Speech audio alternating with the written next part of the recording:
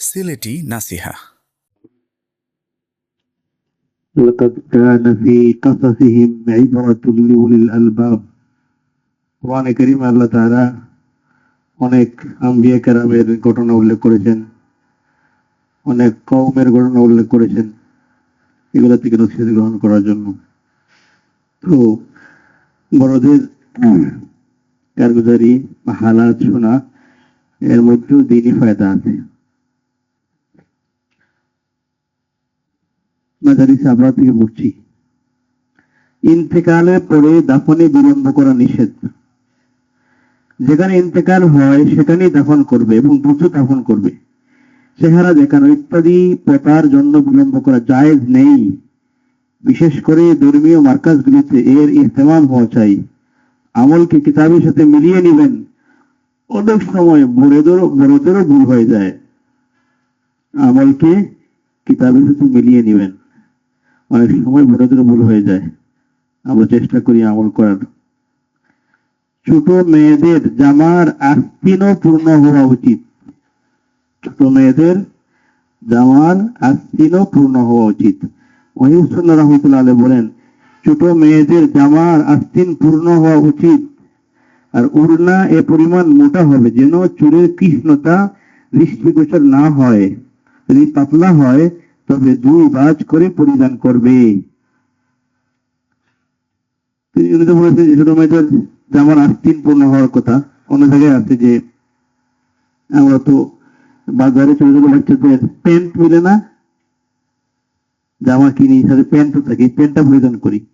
এই ক্ষেত্রে তিনি বলছেন যে না, ছোট্ট হইল সে মেয়ে হোক ছেলে হোক, তার পায়জামা যেন লম্বা হয়, হাঁটুর নিচ পর্যন্ত হয়। অর্থাৎ জন্মের পর থেকেই তাকে শরীয়তে যে লেবাস আছে, যেটা আছে, এই লেবাসে তাকে অভ্যস্ত করা। এটাতে অনেক ফায়দা, বিশেষ করে বদনজর যেটা, এটা থেকে বাঁচার ফায়দা। আমরা চেষ্টা করব যদি কিনে আনি আলাদাভাবে তৈরি করে নিব, ঘরে হোক অথবা টেলারের কাছে দিয়ে হোক। 8-10টা পায়জামার সাথে আপনি তৈরি করে নেন, একটু ছোট বড় করে, অনেকদিন যাবে। আর একটু গরমানা যারা তারা এমনি সিলাইতে পারে। তা নবী রহমতুল্লাহ আলাইহি বলেছেন মেয়েদেরকে সেলাই কাজ শিক্ষা দেওয়া। মেয়েদেরকে সেলাই কাজ শিক্ষা দেওয়া, এটা বিস্তৃত হয়ে আছে। এটাতে অনেক ফায়দা, অনেক ফায়দা।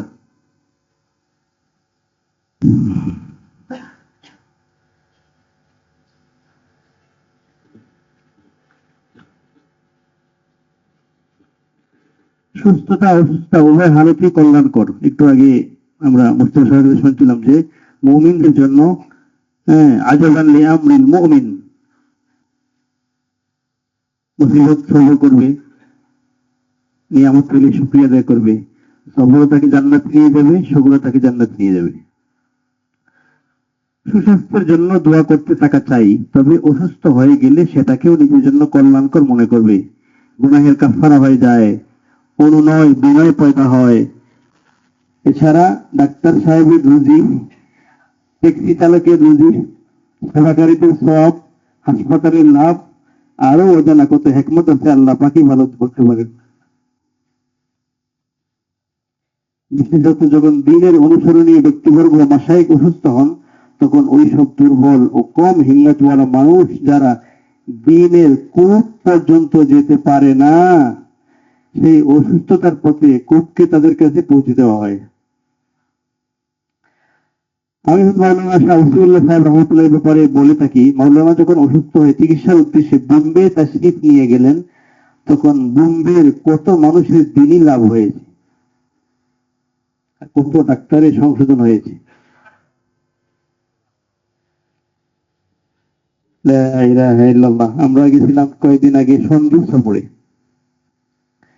যাওয়ার উদ্দেশ্য হইল সন্দ্বীপে 20টা মক্তব আছে, এটা দেখার জন্য আমরা গত বছরে গেছিলাম, এবছরে গেছিলাম।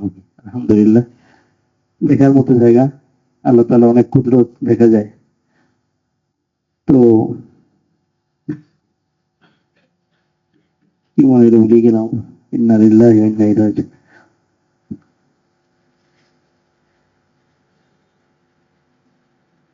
আস্তাগফিরুল্লাহ।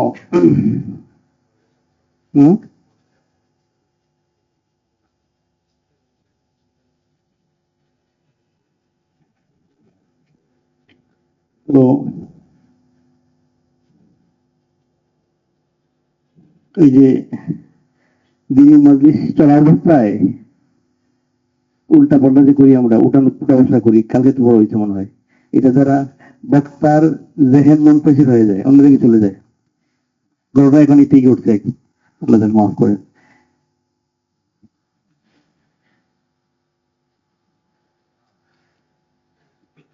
মনে হয় আমি আমার বলবো। তো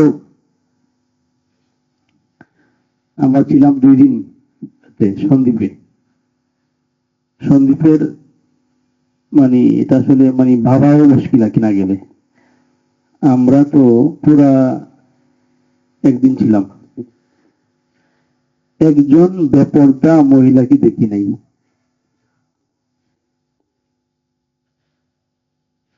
যখন এটা আলোচনা করলাম তখন ওরা বললেন যে এই এলাকার হিন্দু মহিলারাও পর্দা করে, মুসলমানের কারণে। লজ্জা লাগে যে আমরা কিভাবে পর্দা বের হবো। তো এর পিছনে কার্যকরী হইল যে ওলামায়ে কেরামের দীর্ঘদিনের মেহনত। এখানে কোনো বেদাতি নাই, মাদারিসে কওমিয়া, মাযহাবপন্থী এগুলো নাই, কিছু নাই। তো পরে শুনলাম যে এখানে সন্দ্বীপের হুজুর রহমতুল্লাহ আলাইহি যিনি ছিলেন, ওনাদের মেহনত, অনেক দিনী মাদ্রাসা, অনেক দিনী প্রতিষ্ঠান। লা ইলাহা ইল্লাল্লাহ। বৃদ্ধ বয়সে ভুল বেড়ে গেলে নামাজ দৌড়ানোর প্রয়োজন নেই। বৃদ্ধ বয়সে যখন ভুল বেড়ে যায় তখন নামাজ দৌড়ানোর প্রয়োজন নেই। অবশ্যই যে রুকু সেজদার ব্যাপারে এমন শক্তিশালী সন্দেহ সৃষ্টি হয় যে রুকু না করার উপর সংকেত পারে, তবে দ্বিতীয়বার রুকু করে নিবি। অনেক বয়স আছে যে বয়সের পরে আর স্মরণ থাকে না, নামাজ করে কাজ করছে, কি করছে স্মরণ থাকে না। ওমান নুআম্মিরুহু নুনাক্কিসহু ফিল খালক। এজন্য এমন বয়স যে বয়স আমাকে এগুলো গুলিয়ে দেয়, এগুলো থেকে হাদিসের মধ্যে আল্লাহ তাআলা পানা চাওয়ার কথা আছে। তো এমন যদি হয় যে আমার বাবা দাদা বৃদ্ধ হয়ে গেছে, ওনাদের নামাজ পড়ার পরে মনে থাকে না, এইভাবে নামাজ পড়ুক, আল্লাহ তাআলা কবুল করবেন। গরির আসল উদ্দেশ্য বর্তমান সমাজ। গরির উদ্দেশ্য ছিল যেন প্রথম কাতারে নামাজ আদায় হয়, তাকবীর উলা না ছুটে। কিন্তু বর্তমানে গরির উদ্দেশ্য উল্টে গেছে, অর্থাৎ অলসতা ও বিলম্বের কারণ হয়ে গেছে। এখনো তো 15 মিনিট আছে, ইচ্ছা উৎমন একটু করে তা করতে করতে তাকবীর উলা যায়, প্রথম রাকাত যায়, দ্বিতীয় রাকাত যায়, তৃতীয় রাকাত যায়, কোনো মধ্যে শরীর হয়ে গিয়া ঘুরে এই নিয়ত দেখে যে এখনো সমাজের কত মিনিট বাকি, আর কক্ষে বসে কথাবার্তা বলতে থাকে। সব কিছু সুন্দর হচ্ছে কিন্তু কোরআন তেলাওয়াত সুন্দর হচ্ছে না। মহিউদ্দিন বলেন জুতা পালিশ করা, চেহারা মালিশ করা আর বাড়ি প্লাস্টার করাকে জরুরি মনে করা হয়। প্রত্যেক স্থানে সৌন্দর্য কাম্য, কিন্তু পবিত্র কোরআন সুন্দরভাবে শুদ্ধ উচ্চারণে পড়ার কোনো চিন্তা নেই। তিনি বলতেন মকান বাড়িয়া, দোকান বাড়িয়া, কোরআন গাঠিয়া, যে আমার ঘরটা যেন সুন্দর হয়, দোকানটা সুন্দর হয়, কিন্তু কোরআনে কারীম সুন্দর।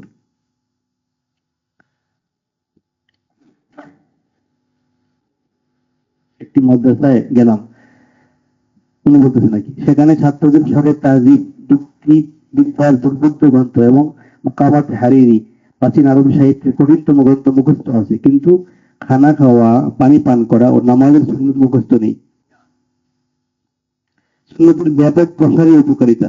যেখানে সুন্নতের ব্যাপক প্রসার হয়েছে সেখানে সাধারণ মানুষের ওই মন্দ ধারণা যা আমাদের আকাবির সম্পর্কে ছিল দূর হয়ে গেছে, এবং তাদের বুঝে এসে গেছে যে এরাই তো দেখি প্রকৃত আশিকে রাসূল সাল্লাল্লাহু আলাইহি ওয়াসাল্লাম। প্রত্যেকটি সুন্নতের পন্থা সহজতম, প্রত্যেকটি সুন্নতের পন্থা সহজতম, সুন্দরতম, পূর্ণতম। প্রত্যেকটি সুন্নত সহজতম, সুন্দরতম, পূর্ণতম। গীবত বা পরনিন্দা করাকে মৃত্যু ভাইয়ের গুস্ত ভক্ষণ কেন বলা হয়েছে? কেননা যার গীবত করা হয়েছে অনুপস্থিত থাকার কারণে তার উপর আরোপিত মন্তব্য খণ্ডন করতে না পারার দিক দিয়ে সে মৃত ব্যক্তি তুল্য। তাদের ক্ষুদ্র কণাগুলো হেফাজত করতে হবে। মহিষপুর বলেন, এই দোয়ায় নিজের জন্য ভালো মানুষদের মহব্বত কামনা করা হয়েছে। اللهم بارك لنا فيها وارزقنا جناها وحببنا إلى أهلها وحبب صالح أهلها إلينا। কোন জায়গায় গেলেই দোয়াটা পড়া, কেননা খারাপ মানুষদের মহব্বতের দ্বারা তাদের চরিত্র কার্যকলাপের মহব্বতের আশঙ্কা থাকে, আর নিজের মহব্বত ভালো খারাপ সকলের অন্তরই কামনা করা হয়েছে। খানা খাওয়ার পর আঙ্গুল সমূহ চেটে পরিষ্কার করার ব্যাপারে বলেন, এখানেও খাদ্যের ক্ষুদ্র ক্ষুদ্র কণাসমূহের কদর ও হেফাজত করা হয়েছে। কেননা বরকত যে কোন অংশে তা তো জানা নেই, এছাড়া এতে স্বীয় মুখাপেক্ষিতাও প্রকাশ করা হয়েছে। সুফিয়ান সাউরি রহমতুল্লাহ আলাইহি এর একটি অমূল্য উপদেশ, সংক্ষিপ্ত নসিহত উপকার শূন্য নয়, সংক্ষিপ্ত নসিহত উপকার শূন্য নয়। জনৈক ব্যক্তি সুফিয়ান সাউরি রহমতুল্লাহ আলাইহির নিকট গুজারিশ করলো, আমাকে কিছু নসিহত করুন, তবে তা হবে সংক্ষিপ্ত। তবে তিনি বললেন, ইআমাল লিদ-দুনিয়া বিকদরি মাকামিকা ফিহা ওয়া আমাল লিল-আখিরাতি বিকদরি মাকামিকা ফিহা। তুমি দুনিয়ার জন্য ওই পরিমাণ আমল করো যে পরিমাণ তুমি দুনিয়াতে থাকবে, আর আখিরাতের জন্য সেই পরিমাণ প্রস্তুতি গ্রহণ করো যে পরিমাণ তুমি সেখানে অবস্থান করবে। এগুলো ওনার নসিহত। রোগী দেখার ফজিলত আমরা আলোচনা করেছিলাম। রোগীর নিকট গেলে ওই দোয়াটি শতবার পড়বে। এরপর তিনি নিজেই পড়া শুরু করলেন, তার ভুক্তবিন্দুর সাথে সাথে পড়া আরম্ভ করলেন দোয়াটি, আসালুল্লাহ আল আযীম রাব্বাল আরশিল আযীম আন ইয়াশফিয়াকা। হাদিস শরীফে এসেছে, এই দোয়ার বরকতে দ্রুত সুস্থতা লাভ হয়। রোগীর নিকট দোয়ার আবেদন করা চাই। রোগীর নিকট আবেদন করতে হবে যে আপনি আমাদের জন্য দোয়া করুন। হাদিস পাকে এসেছে, রোগীর দোয়ার উপর ফেরেশতাগণ আমিন বলে থাকেন। সুবহানাল্লাহ। রোগী দেখার ফজিলত, যে ব্যক্তি অন্য কারো শুশ্রূষার জন্য সকালে ভ্রমণ করে সন্ধ্যা পর্যন্ত 70,000 ফেরেশতা তার জন্য মাগফিরাতের দোয়া করতে থাকে। যদি সন্ধ্যায় যান তবে সকাল পর্যন্ত 70,000 ফেরেশতা তার জন্য মাগফিরাতের দোয়া করতে থাকেন।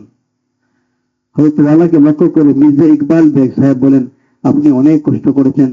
হযরত ওয়ালা বললেন, এটা কষ্ট নয়, কেননা আমরা রহমত নেওয়ার জন্য এসেছি, অর্থাৎ ফেরেশতাদের দোয়া এবং আপনার দোয়া নেওয়ার জন্য এসেছি। এরপর ফেরার সময় মির্জা ইকবাল বেগ সাহেব বলেন, অনেক অনেক শুকরিয়া। হযরত ওয়ালা বললেন, আপনার শুশ্রূষা করা তো আমাদের দায়িত্ব ছিল। অতঃপর হযরত তার সুস্বাস্থ্য কামনা করে দোয়া করলেন। অসুস্থ অবস্থায় সংশ্লিষ্ট ব্যক্তির মর্যাদা বৃদ্ধি পায়, গুনাহসমূহ মাফ হয়, অন্তরে উদাসীনতা মহান আল্লাহর প্রতি মনোযোগের দ্বারা পরিবর্তিত হয়। এই জন্য প্রিয় নবী সাল্লাল্লাহু আলাইহি ওয়াসাল্লাম যখন অসুস্থ ব্যক্তির নিকট যেতেন তখন বলতেন, তাহুরুন ইনশাআল্লাহ, তুমি গুনাহসমূহ থেকে পবিত্র হয়ে যাবে ইনশাআল্লাহ। লা ইলাহা ইল্লাল্লাহ।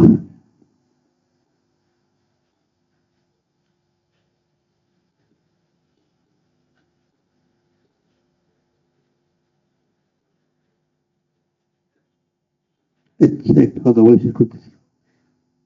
বুজুর্গানের দিনে সাহচর্য খুব বেশি অবলম্বন করতে হবে। বুজুর্গানের দিনে সাহচর্যের উপকারিতা নির্ভর করে তাদের ধারাবাহিক সাহচর্যের উপর। যেমনি ভাবে আল্লাহর জিকির বেশি পরিমাণে হওয়া কাম্য, তেমনি ভাবে আল্লাহওয়ালা বুজুর্গানের দিনে সাহচর্য অধিক পরিমাণে হওয়া কাম্য। উভয়টি জরুরি। হাদিস পাকে ইরশাদ হয়েছে, আল্লাহুম্মা ইন্নী আসআলুকা হুব্বাকা ওয়া হুব্বা মান ইউহিব্বুকা ওয়া হুব্বা আমালিন ইউকাররিবু ইলা হুব্বিক।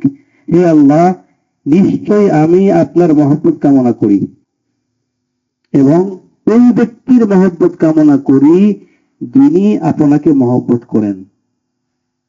যিনি আপনাকে মহব্বত করেন তিনিও যেন আমাকে মহব্বত করেন, এবং ওই আমলের মহব্বত কামনা করি যা আমাকে আপনার মহব্বতের নিকটবর্তী বানিয়ে দিবে। এই হাদিসে পাকের দ্বারা তিনটি বিষয় কাম্য হওয়া বুঝে আসলো। এক, আল্লাহর মহব্বত। দুই, আল্লাহ ওয়ালাদের মহব্বত। তিন, নেক আমলের মহব্বত। আর আল্লাহ ওয়ালাদের মহব্বতই হলো মহান আল্লাহর মহব্বত, এবং নেক আমলের মহব্বত হাসিল করার বুনিয়াদী মাধ্যম। আল্লাহ তাআলা আমাদেরকে বুঝার আমল করার তৌফিক দান করেন। সুবহানাকাল্লাহুম্মা ওয়া বিহামদিকা আশহাদু আল্লা ইলাহা ইল্লা আনতা আস্তাগফিরুকা ওয়া আতুবু ইলাইক। কালকে তারপরে